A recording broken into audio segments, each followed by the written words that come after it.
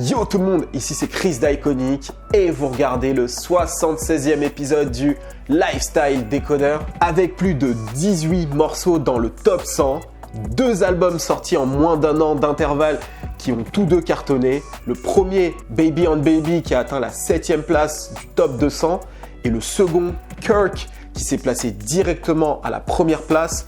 Sans parler de son succès auprès de la gente féminine, mais aussi auprès des anciens. What's up? Let me gather myself. You the hottest nigga in the game, you know what I'm saying? DaBaby est aujourd'hui l'un des rappeurs les plus en vue de l'industrie. Sa popularité, il la doit à un travail acharné, mais aussi à de la controverse qui ne cesse de planer sur lui. Dans ce LSD, on va décortiquer le parcours de DaBaby et on va essayer aussi de comprendre comment se fait-il que c'est le seul rappeur de Charlotte à avoir réellement percé. Qu'est-ce qui a fait le succès de DaBaby? Sans plus attendre, on y va. Let's go! Désolé, c'est le confinement qui commence à me rendre fou. DaBaby, aka Baby Jesus, de son vrai nom Jonathan Lyndall Kirk, est né le 22 décembre 1991 à Cleveland, dans l'Ohio. Ses parents déménagent à Charlotte alors qu'il n'a que 6 ans et divorcent dans la même période. Sa mère l'élève seul, lui et ses 2 frères, ses 2 grands frères. Étant le cadet de la famille, ça fait de lui le bébé, DaBaby. Bien que son père ne vive pas avec eux, car il travaille dans l'armée et qu'il est donc transféré de base militaire en base militaire, cela ne l'empêche pas d'être dans la vie de ses fils. Par exemple, Jonathan passe tous ses étés chez son père et sa mère reçoit régulièrement le chèque de pension alimentaire donc du père de DaBaby. Au lieu de le dépenser pour elle, elle donne l'argent à ses fils. Donc du coup, à toutes les rentrées, Jonathan était le mec le plus frais. Petit détail qui sert à rien, mais voilà, vous le savez. Son enfance et son adolescence, il la passe au sein de Charlotte à Mecklenburg County. Et d'après les dires de son oncle, Jonathan n'a pas été que élevé par des saints.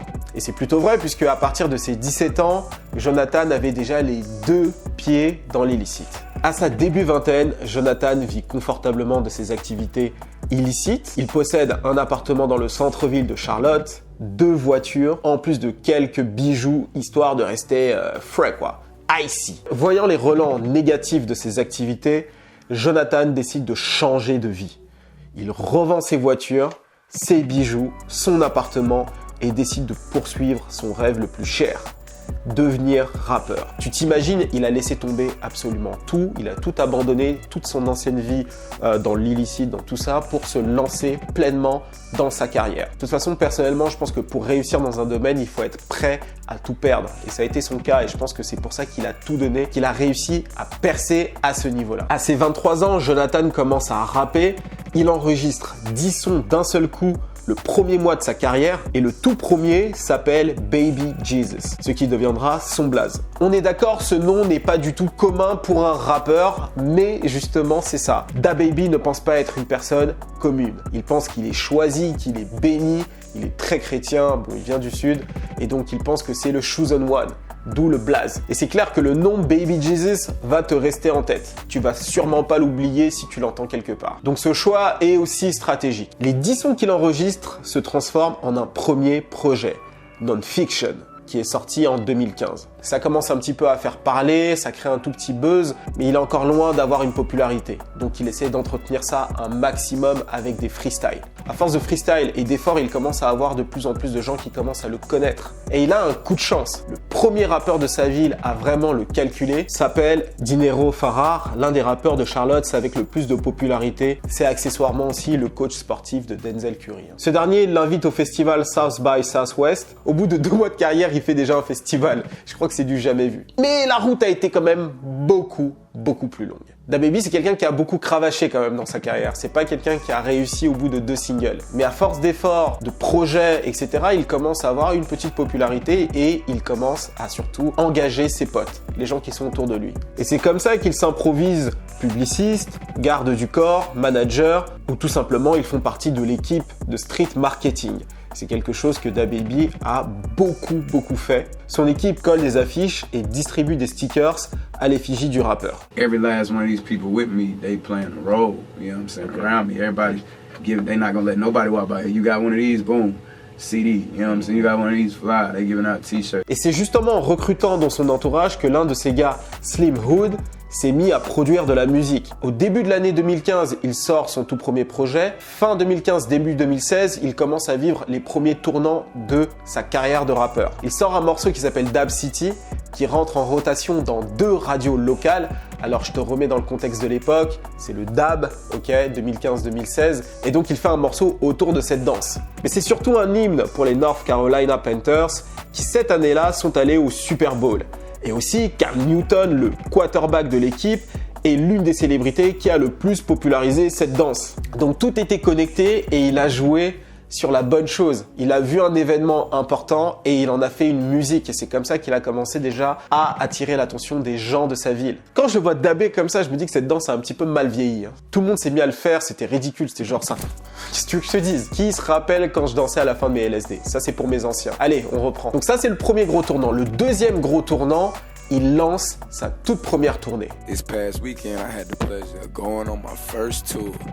So you know, me and the squad loaded up, got everything we needed, and we hit the road. Avec l'argent qu'il a accumulé des shows, des CD et de la rue, il emmène son équipe dans plusieurs villes du sud des États-Unis, dont la Virginie et d'autres villes autour. C'est vrai que sur Internet, tu peux avoir de nouveaux fans, mais pour construire une fanbase solide, c'est vrai qu'il n'y a rien de mieux que la scène.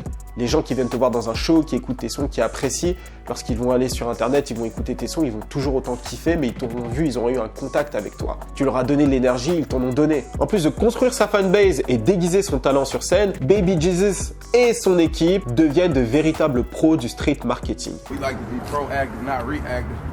We pull up to the venue, tag the whole block, put posters up, flyers up. So when the people coming in early, way before we get there, they already see who on the way. And by the time we get there, they already familiar with the face and the name. You gotta think, baby.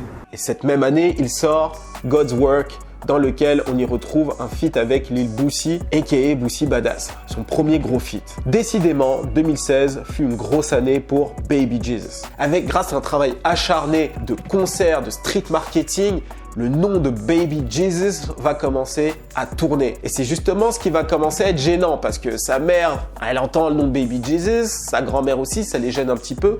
Et même au niveau de l'industrie, ça commence à poser problème. Donc il commence à réfléchir très sérieusement à changer de nom. Il faudrait qu'il ait un nom un petit peu moins lourd parce que bon, le côté religieux, voilà, ça peut poser problème. Avec des pressions ici et là, il décide finalement de changer son nom pour simplement The Baby.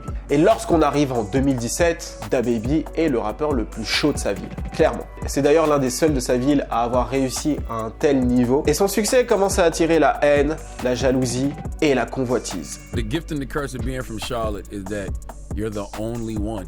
Facts. You know what I'm saying? So when you're the only rapper that's really buzzing the way you buzzing and coming out, you got a target on your Put a back. big target on your back. Yeah. Et là, on va parler de la controverse. C'est une bonne partie du gâteau et ça a beaucoup joué dans la carrière de DaBaby. De son succès en tant qu'artiste indépendant à aujourd'hui, la controverse et les faits divers ont largement participé au succès de DaBaby. Je vais te donner quelques exemples de ces faits divers et te proposer mon analyse. Le premier qui a fait parler, c'est l'affaire du cambriolage qui a mal tourné. Mais pas pour DaBaby, pour les cambrioleurs. On est en 2017 et DaBaby est déjà le rappeur le plus chaud de sa ville, comme je te l'expliquais. Des stickers et des affiches à son effigie et celui de son label Billion Dollar Entertainment sont collés absolument partout, dans les quartiers, dans les immeubles, en club. Impossible de passer à côté d'eux puisqu'ils sont à chaque fois une vingtaine de son crew. Ils portent tous des t-shirts à son effigie avec sa tête ou son logo. Et surtout, ils portent de très gros chaînes autour du cou qui coûtent très cher. Donc, niggas got money, you know what I'm saying? Et où ils vivaient et où ils traînaient n'était un secret pour personne. Donc, c'était très facile d'atteindre DaBaby. Un soir, après une séance studio, ces gars décident d'aller au strip club. DaBaby, lui, est fatigué, donc il préfère rentrer, se reposer, dormir, tout ça. Donc il rentre chez lui, il s'allonge sur son lit, il prend son téléphone, il va sur Instagram, il commence à scroller, il se roule un blunt, il fume et finalement il tombe de sommeil. Mais d'un coup, il se réveille parce qu'il entend des cris. Et ces cris viennent de son salon. Donc il décide de prendre une arme et il commence à avancer tout doucement vers son salon pour voir qui est là. Plus il se rapproche, plus les cris sont forts. Donc il se dit une chose, c'est des cambrioleurs et ils font du bruit pour savoir s'il y a des gens dans l'appartement. Et donc il se disait qu'il n'y avait personne. Sauf que DaBaby était là. On some James Bond shit, you hear me? You know what I mean? Like I see like 5, 6 niggas and they the closest one to me. He just as close as you is. Turn the corner, pop his ass. Bang! And them niggas. That's what you start. Them niggas. Après quelques échanges de tirs, les cambrioleurs finissent par fuir et DaBaby s'en sort indemne. James Bond style, comme il a dit. Ce fait divers va faire le buzz. La preuve, si j'en parle, c'est que ça a fait beaucoup parler à l'époque. Et sa crédibilité en tant qu'artiste, en tant que rappeur, a explosé le plafond. Ça, c'est le premier exemple. Il y a eu aussi le tournage de son clip 21 qui a failli mal tourner. Alors DaBaby avait choisi comme lieu de tournage un quartier d'Atlanta. Il s'y rend donc avec toute une équipe de tournage. Sur place, un gamin du quartier le reconnaît et en informe les grands du quartier. Ces derniers se pointent en équipe et tentent d'intimider le rappeur, mais il leur tient tête. Hey, no, next time I don't check in, bro. Hey, look, like I say, next time you just say, hey, come holler at me, bro, and I come holler at you. La morale de l'histoire, c'est que bon, DaBaby, tu l'intimides pas comme ça, pas si facile. Et visiblement, il fait ce qu'il veut. Et pour avoir encore plus de visibilité, le petit malin utilise le passage où il s'est embrouillé avec les gars comme skip du clip 21. Ce qui fait que si tu regardes le clip, tu vas voir le passage où il s'embrouille avec les mecs. C'est du réel. Et donc forcément, ça a fait parler et ça a encore aidé à sa visibilité, au nombre de vues. Et le dernier exemple, c'est le plus gros, le plus connu et le plus grave aussi. L'incident du Walmart. Alors qu'il était avec ses enfants et sa femme en train de faire les courses au Walmart, deux garçons étaient en train de l'observer, de mal le regarder et de le suivre. Ils finissent par venir vers lui, ils lui demandent d'où il vient. Et en fait, DaBaby essaie de calmer l'affaire avec les deux gars. Parce qu'en fait, c'est deux jeunes de 19 ans. Des gars de la rue, mais c'est des gamins en fait. Et donc il essaie de calmer l'affaire, sauf que ces deux gars ne veulent rien savoir. Ils veulent absolument en découdre. Finalement, DaBaby va sortir son arme à feu et tirer sur ces deux gars-là. Et l'un des deux va mourir. Le rappeur s'en sortira une nouvelle fois pour légitime défense. Ce qui est totalement normal dans ce cas-là. Et surtout, il aura le bon rôle parce qu'au final, il a protégé ses deux enfants et sa femme. Et on a au sud des États-Unis et le port d'armes est légal. Donc on peut dire qu'il a tout simplement exercé l'un de ses droits fondamentaux. Mais par contre, il va faire ce qu'il a l'habitude de faire, c'est-à-dire se servir de ce moment tragique pour en faire de la promotion. Et ça tombe bien puisque une semaine plus tôt, il a sorti un projet qui s'appelle Blank Blank et donc il décide de clipper l'un des morceaux extraits de ce projet, No Tears, où il utilise en skit, encore une fois le skit, le passage télévisé où le journal parle de l'incident. Les gens sur internet l'accusent de surfer sur le buzz de la mort du jeune garçon. Ce qui, à mon avis, est un petit peu vrai. Mais lui, il s'en défend et surtout, il a présenté ses condoléances à la famille. En même temps, j'ai envie de te dire, un rappeur parle de ce qui s'est passé dans sa vie. Donc, à un moment donné, voilà. Au passage, le morceau 21 dont je t'ai parlé juste avant, là, tu sais, le clip qui a été tourné à Atlanta, est extrait du même projet. Donc, on peut dire qu'en termes de visibilité entre le tournage du clip à Atlanta plus Walmart, ça fait beaucoup de publicité gratuite. Donc tout ça s'est passé dans la même période, fin 2018, et l'année 2019, c'est l'année du rappeur. C'est pas la seule raison pour laquelle il est devenu aussi big, mais ça a joué un rôle. Et depuis ces incidents, il y a eu un tas d'autres affaires. Il y a eu par exemple l'autre gars de Walmart qui l'a provoqué et qui a fini KO. Il en a même profité pour faire un t-shirt, comme toujours, faire de la promotion sur un incident. Ou plus récemment, il a giflé une fan. Alors il pensait que c'était un homme. C'était dans le noir, dans une salle de concert et il l'a giflé. Bref, et même moi j'ai failli en découdre avec DaBaby. C'était DaBaby dans la maison, vous voyez le mec. Stole my ring. DaBaby. Et là je t'ai parlé que de DaBaby. Si tu regardes son entourage, en particulier son garde du corps, Caïn, il a cassé régulièrement des bouches l'année dernière. C'était pas beau à voir d'ailleurs. De son gré ou non, un peu des deux, je dirais, DaBaby s'est marketé par le scandale. Il faut savoir que les faits divers génèrent toujours plus de réactions que les choses positives. Si je fais un article et que je dis que j'ai tué quelqu'un, il y a largement plus de chances que vous cliquiez pour savoir pourquoi j'ai tué la personne, etc. Bref, connaître l'histoire, que si je te dis que j'ai donné de l'argent à une association, tu vois. C'est d'ailleurs sur ce principe que la presse et les sites d'information font leur beurre. Lorsque DaBaby tue le jeune homme, ce n'est plus simplement la radio locale qui en parle, c'est les news et beaucoup de sites hip-hop. J'ai regardé et il y a quelques médias spécialisés qui ont parlé de DaBaby pour la première fois avec cette affaire. Pour ma part, par exemple, j'ai entendu parler des frasques de DaBaby avant d'écouter sa musique. Et on est beaucoup dans ce cas-là. Alors, est-ce que c'est positif ? Alors, ça dépend de l'artiste, ça dépend des valeurs qu'il a diffusées dans sa musique et quel type de fanbase il a construit. Dans le cas du rappeur, il avait construit une vraie fanbase, il avait sorti beaucoup de musique, donc forcément les gens étaient déjà attirés par DaBaby, ils le connaissaient. Il avait aussi un deal avec un label local, South Coast Music Group, et une semaine après le meurtre de Walmart, il s'apprêtait à signer un contrat avec Interscope. Donc il avait quand même cette crédibilité de rappeur qui était là. Donc c'était pas juste un mec comme ça qui a tué 2-3 personnes pour faire parler de lui. Non, il avait déjà plusieurs mixtapes, plusieurs freestyles et une certaine crédibilité localement. Et toutes ces frasques ont été un extra push de visibilité. On va dire ça comme ça. Et d'ailleurs, les labels aiment ça. Tu verras jamais un label empêcher quelqu'un de diffuser une info qui peut être un peu scandaleuse sur l'un de leurs artistes parce qu'ils ont conscience qu'à un moment donné, ça va faire de l'affichage et les gens vont vouloir s'intéresser à l'artiste un peu plus. Donc, c'est tout bénef pour le label. Ensuite, il y a l'industrie dans laquelle il évolue, le hip-hop. Et dans le monde du hip-hop, la street credibility est super importante. Parce que le succès de ce genre de rappeur ne dépend pas juste de la musique, elle dépend aussi beaucoup de l'authenticité. Et l'authenticité, c'est le fait justement de vivre ce que tu dis dans ta musique. Si tu dis que dans ta musique, t'es quelqu'un de chaud, que t'es un homme, que tu marches la tête haute, etc. et que dans la réalité, c'est pas le cas, ça risque d'impacter ta carrière. Mais dans le cas contraire, ça peut justement beaucoup t'aider. Par exemple, 50 Cent qui s'est pris 9 balles et qui est toujours en vie, il était vu comme un homme indestructible.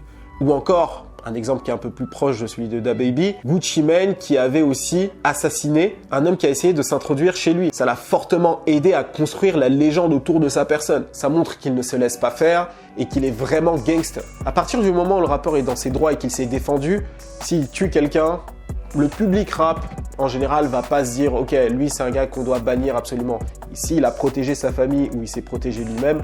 En général, ça va passer. C'est pas que les gens vont survalider le meurtre, mais en tout cas, ils vont dire « Il s'est défendu. » Et donc, à partir de là, il lui reste juste la publicité d'avoir tué quelqu'un. Mais de l'autre côté, si tu dis dans ta musique être un dur et que dans la réalité, tu es complètement soft, là, par contre, ta carrière, comme je te l'expliquais, va sérieusement en pâtir. Je vais te donner un exemple. Slim Jesus, par exemple, le rappeur qui prétendait être un assassin, être un dur, bref, il était très influencé par Chief Keef, et ben il s'est fait pressionner sur scène devant tout le monde. Et ça, c'est parce que quelques semaines plus tôt, il avait été démasqué. Et depuis, sa carrière est terminée.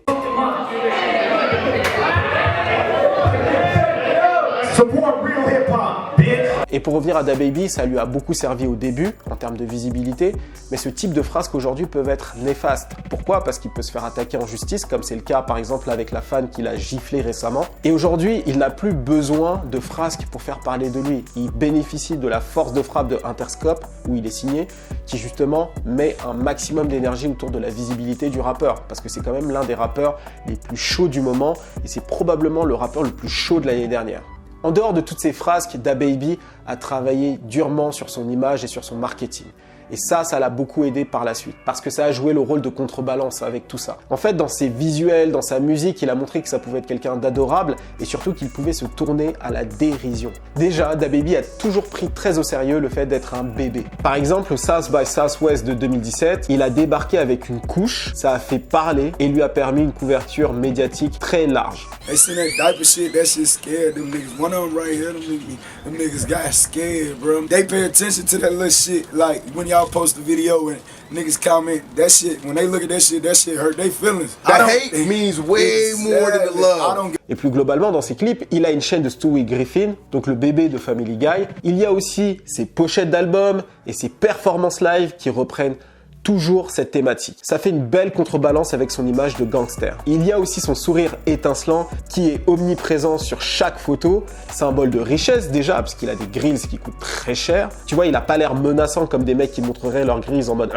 je suis un dur. Non, pas du tout. Il sourit, il a l'air sympathique et rigolo et donc c'est très cohérent aussi avec ses clips. Lorsque tu regardes ses clips, ça fait penser à Ludacris. À l'époque, ces clips un petit peu drôles où tu le voyais déguisé ou avec des énormes mains ou des énormes pieds, bref. Tous ces trucs un petit peu fun, et ben DaBaby c'est un petit peu la réincarnation de tout ça quoi. Et puis son image de bad boy lui a aussi énormément servi pour devenir le chouchou de la gente féminine. D'ailleurs, il y a une rumeur d'une vidéo qui tournerait de lui à poil, etc. Bon, il a démenti. Il y avait le hashtag DaBabyMeet, c'est dégueulasse, dégueulasse. Bon, ça me fait une bonne parcelle pour parler de la musique. Musicalement et en termes de personnalité, l'industrie est très à l'aise avec DaBaby. Alors là, je vais t'expliquer pourquoi je pense ça. DaBaby est un rappeur traditionnel dans tous les sens. En termes de personnalité déjà, c'est un bad boy, mais c'est un bad boy comme on l'a déjà vu. Bon, les frasques en question, c'est pas non plus un truc de fou. À part le meurtre, mais il s'est défendu comme je te l'ai dit. C'est un rappeur agité mais contrôlable. C'est-à-dire qu'il est là quand même pour gagner sa vie, pour avoir une longue carrière. Il a de l'ambition, tu vois ce que je veux dire? Il est sain d'esprit. En plus de ça, il respecte les artistes qui étaient là avant lui. C'est d'ailleurs pour ça que les OG du game l'apprécient autant. Et même sa manière de se faire connaître, street marketing agressif, frasque, c'est du déjà vu, voilà. Donc dans l'industrie, ils sont pas trop choqués de le voir arriver, ils connaissent ce format d'artiste. Donc tu vois, c'est pas comme un Lil Xan par exemple qui va manquer de respect à Tupac et puis qui va faire de la musique un peu bizarre pour les gens d'industrie justement. Non, DaBaby c'est quelque chose de relativement classique. Et en termes de musique, DaBaby n'est pas si révolutionnaire que ça. Il ne va pas tenter des choses expérimentales comme Tyler the Creator peut faire ou quoi, tu vois, c'est quelque chose de relativement classique. Dans le prochain album de DJ Khaled, tu peux être sûr qu'il va y avoir DaBaby en featuring, tu vois ce que je veux dire? C'est parfait pour un DJ Khaled par exemple. Et aussi, chose importante, ce n'est pas un...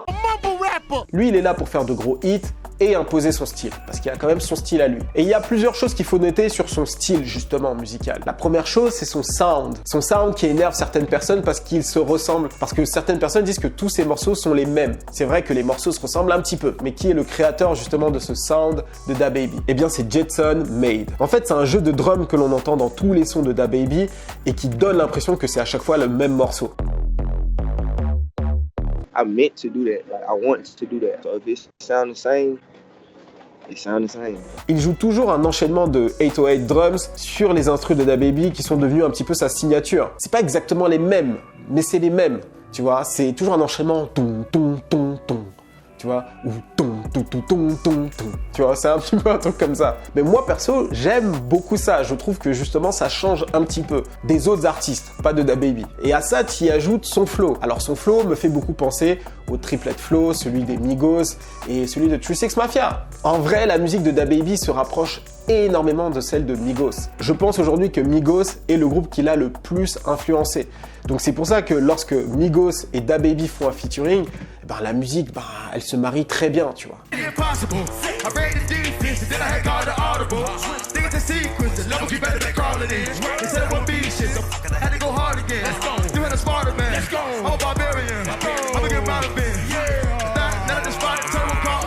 Dans les morceaux que j'aime bien, il y a Vibes, Baby on Baby, Carpet Burn, Shug, bien sûr, classique. Là, on est que dans les morceaux Turn Up, hein.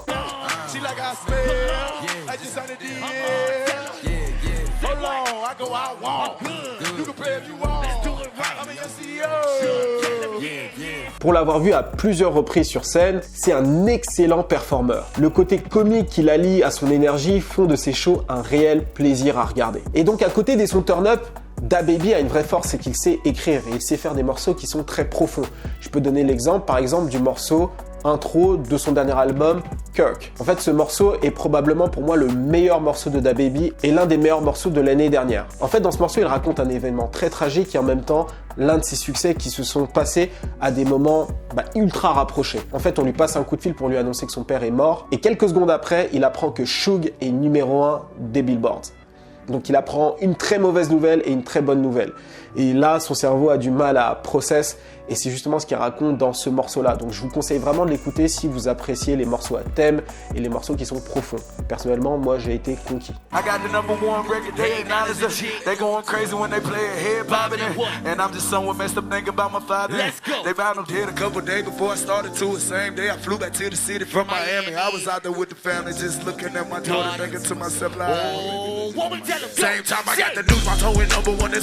Et justement, sa capacité à savoir écrire lui permet de pouvoir faire des featuring avec des artistes comme J. Cole et s'en sortir. D'ailleurs, il y a eu J. Cole et Chance the Rapper. Mais aussi, il peut aller travailler avec des artistes comme Migos, Lil Baby et cartonner et aussi faire des hits. Et donc c'est ça polyvalence à lui, être capable de surfer dans ces deux mondes-là et être aussi efficace. Avec une personnalité comme la sienne et un sound qui lui est propre, je pense que la carrière de DaBaby n'a pas fini de grandir. Et même si les gens ont tendance à dire que ses morceaux se ressemblent énormément, ce qui est totalement vrai, je pense que ça va pas l'empêcher de grandir artistiquement et de gagner en fans. Parce que quand tu regardes bien, les artistes dans la trap font énormément de morceaux qui se ressemblent. Je pense notamment à Gunna avec Lil Baby, avec Young Thug, il y a beaucoup de morceaux qui se ressemblent, Lil Kid aussi, et ça ne les empêche pas de tous réussir. Donc un artiste qui répète un petit peu des sons qui se ressemblent avec un sound qui lui est propre, je pense que ça va pas être un problème. Et je pense aussi que lorsque DaBaby aura fait le tour de ce style-là, il passera à autre chose. Mais pour l'instant, il profite encore. Et toi, dis-moi ce que tu penses de DaBaby. Qu'est-ce que tu préfères chez le rappeur?